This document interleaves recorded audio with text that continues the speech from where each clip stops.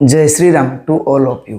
पिछले कुछ साल से हमारा प्रभु श्री रामचंद्र और जय श्री राम का नारा काफी फेमस हो चुका है। आप खुद ही याद करने की कोशिश कीजिए, पिछले 5-7 साल पहले जय श्री राम और प्रभु राम का कितना चर्चा था और अभी जो रिसेंट टाइम चल रहा है उसमें हमारे प्रभु श्री राम और जय श्री राम का नारा और इनका चर्चा कितना पीक पर है। मैं यहाँ प्रभु श्री राम का फेमस होने का बात नहीं कर रहा हूँ, उनके ऊपर चर्चा होने का बात कर रहा हूँ। प्रभु श्री राम पहले से ही फेमस थे, फेमस है और फेमस ही रहेंगे।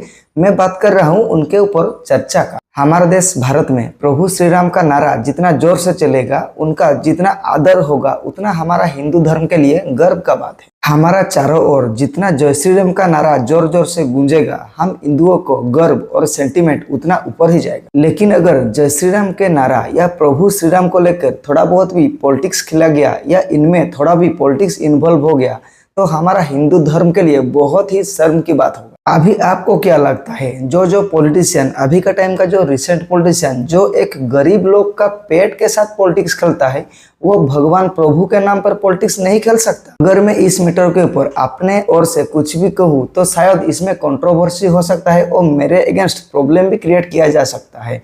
लेकिन आप ही खुद से सवाल कीजिए और आप ही याद करने की कोशिश कीजिए, अभी जो टाइम चल रहा है उसमें प्रभु श्री राम और जय श्री राम नारा के साथ पॉलिटिक्स खेला जा रहा है या नहीं।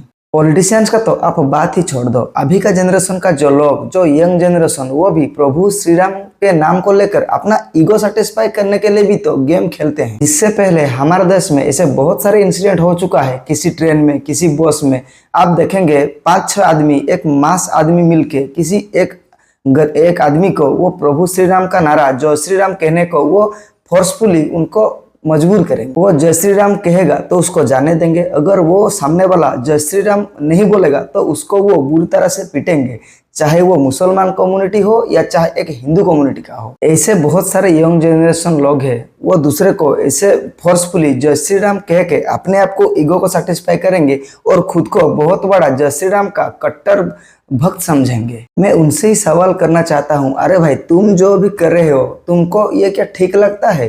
तुम ऐसे किसी को भी जबरदस्ती कुछ भी बुलवा के अपने आप को ईगो सेटिस्फाई करके खुद को बहान मानते हो, ठीक है। तुम अगर अपना ईगो को सेटिस्फाई करने के लिए ऐसे कर रहे हो वो दूसरा बात है, लेकिन अपना ईगो को सेटिस्फाई करने के लिए आप लोग कैसे प्रभु श्री राम और उनका नारा को यहाँ बीच में लाके घसीट रहे हो, उनको थोड़ा भी शर्म नाम का चीज नहीं है। हम सबके मन में, जितने भी हम इंडियन जो भारतीय है, सबके नाम में प्रभु के लिए एक स्पेशल जगह है। हम लोग अपना खुशी से प्रभु श्री राम का नाम बोलेंगे भी और मन में भी जप करेंगे। लेकिन अगर आप ऐसे किसी को फोर्स करोगे तो वो अगर नहीं बोलेगा तो वो उसका मर्जी है ना। लेकिन ऐसे यंग जनरेशन को ये बात कौन समझाए? उनको यही लगता है कि अगर हम किसी को जय श्री राम बोलने के लिए मजबूर करेंगे और वो नहीं बोलेगा तो वो एंटी हिंदू है, एंटी नेशनल। यहाँ पूरा का पूरा मामला अपना ईगो सेटिस्फाई करने का है और अपना ईगो सेटिस्फाई करने के लिए देखो हम कैसे प्रभु श्री राम और उनका नारा को हम कैसे गलत तरह से यूज कर रहे हैं और खुद को हम महान भक्त बोल रहे हैं। आप खुद से ही जज करने की कोशिश करो, अभी क्या हाल चल रहा है। एक पार्टी जय श्री राम किसी को बुलवा रहा है, जय श्री राम के नाम में दंगा करा रहा है, तो और एक पार्टी ऐसा महाराष्ट्र का जो शिवसेना पार्टी है वो बोल रहा है कि अगर कोई जय भवानी नहीं बोलेगा तो हम उसको नहीं छोड़ेंगे, पहले हम उसको जय भवानी जबरदस्ती बुलाएंगे, इसके बाद छोड़ेंगे। अगर कोई जय श्री राम भी बोल रहा है तो उसको जय भवानी भी बोलना फोर्सफुली। इसी एक पार्टी जय श्री राम के ऊपर जितना फोकस दे रहा है और एक पार्टी अपना पॉलिटिकल करियर को बचाने के लिए जय भवानी का यूज कर रहा है। यही हाल है हमारा देश का। अभी कोई भी नारा, चाहे वो जय श्री राम हो या जय भवानी हो, किसी और को जबरदस्ती बुलाने से बात धर्म तक ही सीमित नहीं है, ये बात ईगो पर है। एग्जाम्पल से समझो, अगर आप किसी को बोलोगे आपको ये पानी अभी पीना पड़ेगा, आपको ये पानी मेरे सामने पीना पड़ेगा, तो मतलब आप उसको जबरदस्ती किए, वो पानी नहीं पिएगा तो आपका ईगो हर्ट हो जाएगा। अगर वो पानी पी लेता है तो आपका ईगो हर्ट हो जाएगा। यही चल रहा है देश में। जय श्री राम जय भवानी ऐसे नारा तो एक मोहरा है, यूज किया जाता है। बात है यहाँ ईगो का, जो आप उसको करने के लिए बोलेंगे, अगर वो नहीं किया तो आपका ईगो हर्ट हो जाएगा। अगर वो कर दिया दबाव में तो उसका ईगो हर्ट हो जाएगा। यही चल रहा है।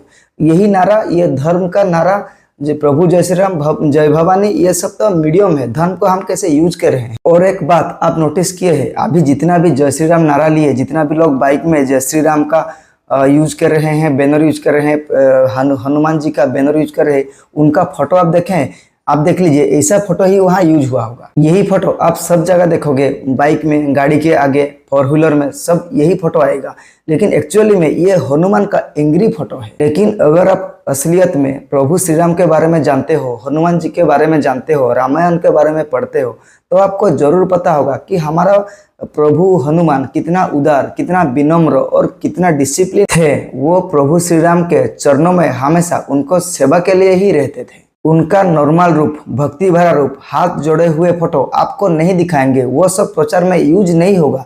इनको ये दिखाना है कि हनुमान कितना एंग्री थे, मतलब इनको इनडायरेक्टली वायलेंस ही दिखाना है। हाँ, मानता हूँ प्रभु श्री राम युद्ध में थे, वो वायलेंस भी थे, लेकिन सिचुएशन को लेकर आप देखे होंगे रामायण तो जरूर ये देखे होंगे कि जो भी हनुमान या प्रभु श्री राम युद्ध करने में जाएंगे या किसी से भिड़ने वाला होते हैं, तो वो सामने वाला को बहुत विनम्र से 3-4 बार चांस भी देंगे। इसके बाद अगर वो सामने वाला अगर युद्ध का परिस्थिति से अपने आप को पीछे नहीं खींचेगा, वो बात को नहीं समझेगा, तभी हनुमान जी या प्रभु श्री राम अपना अस्त्र उठाते थे और युद्ध करते थे। मतलब युद्ध करना उनका लास्ट ऑप्शन था। वो बहुत बार युद्ध को टालने के लिए पहले कोशिश करते हैं, अगर फिर भी सिचुएशन नहीं टला तो आखिर में ही वो युद्ध होता है और किसी का मौत होता है। और अभी का जो युद्ध है, जो कि प्रभु श्री राम और हनुमान का जो नारा लेके घूमते हैं, उनका फ्लैग लेके घूमते हैं, वो एक पार्किंग इशू के लिए, छोटा से छोटा इशू के लिए भी पहले किसी को पीटेंगे, इसके बाद उसका रीजन पूछेंगे। ये है आज का यूथ का जनरेशन का थिंकिंग। और खुद को वो प्रभु श्री राम और हनुमान जी के बहुत बड़ा फैन और खुद को उनका बहुत बड़ा भक्त मानते हैं ऐसे लोग। और आज का जो यूथ का जनरेशन है, वो शायद ही रामायण को ठीक से पढ़े होंगे और ऐसे मर्यादा पुरुषोत्तम प्रभु श्री राम और हनुमान जी के चरित्रों को भी अच्छे तरह से जाने होंगे। अगर प्रभु श्री राम और हनुमान जी अगर युद्ध में भी जाते हैं तो वो एंग्री टाइप का जो वार जैसे सिचुएशन, वो उनका चरित्र का 5% है, बाकी 95% वो अपने आप में बहुत ही उदार, बहुत ही विनम्र, सिचुएशन को समझने वाले भगवान थे। लेकिन ऐसे छपरी लोग उनका वो 95% चरित्र को स्किप करके उनका एंग्रीस, उनका वायलेंस, उनका युद्ध, वो 5% ही वो अपने आप को दिखाएंगे और 5% को ही वो फॉलो करते हैं। ऐसे युद्ध से अगर आप पूछोगे प्रभु श्री राम के बारे में तो आपको वो यही कहेंगे कि देखो प्रभु श्री राम ने कैसे रावण से युद्ध करके उसका लंका को जलाया, कैसे उसको मार दिया। लेकिन ये लोग को ये नहीं मालूम कि प्रभु श्री राम कितना उदार थे। वो रावण को कितने बार युद्ध ना होने के लिए समझाया था, वो कितना बार चांस दिया था रावण को, कितना बार बातचीत करने के लिए कितना दूत भेजा था। फिर भी जब सिचुएशन कंट्रोल नहीं हुआ, रावण अपना जीत पे डटा रहा, उसके बाद ही ये युद्ध हुआ और उसमें रावण मारा गया। और मरने से पहले भी राम और रावण का सीन आप देख लीजिए, प्रभु राम जी रावण से कैसे बातचीत कर रहे थे, वो उसको मारने के वक्त भी उसके ऊपर गुस्सा ही नहीं थे। ऐसे इंसान से अगर आप हनुमान जी के बारे में पूछेंगे तो वही बोलेंगे कि हनुमान कितने लंका कैसे जला दिया था, कितना एंग्रीज थे, वो एक बार में सबको निपटा दिया था।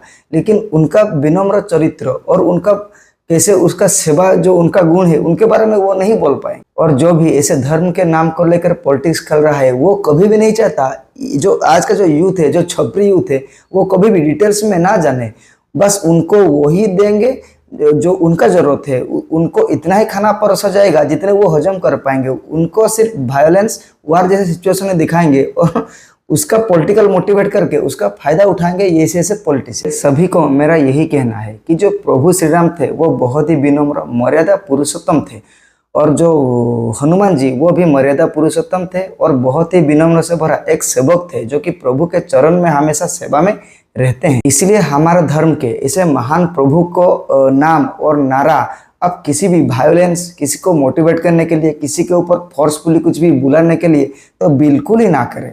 ये बहुत ही खराब चीज है। आपको लगता है कि आप प्रभु श्री राम और हनुमान जी के वाकई ही बहुत बड़ा भक्त है, तो पहले आप उनको अच्छी तरह से जानो, उनका चरित्र को अच्छे तरह से जानो, इसके बाद ही अपना मार्ग चुनो। कोई भी काम अनजाने से अज्ञात में मत करो। कोई भी कुछ भी बोले, आप कभी भी किसी के बातों में मत आ जाना। आज का जनरेशन फैशन जनरेशन है, सोशल मीडिया का जनरेशन है, और आज का जो पॉलिटिशियन वो हमेशा अपना काम कैसे निकलता रहेगा, अपना काम निकलवाने में ही व्यस्त है। किसी के भी बहकावे में मत आओ और कोई भी काम आधा ज्ञान रख के मत करो। और हमेशा यह बात याद रखो, प्रभु श्री राम और प्रभु हनुमान का जितना नारा हमारे देश में गूंजेगा उतना ही हमारा धार्मिक भाव गर्व से आगे जाएगा।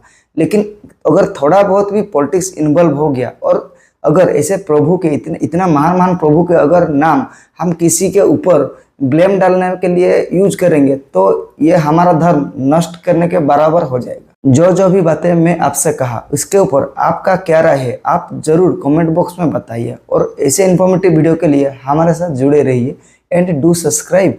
Thank you.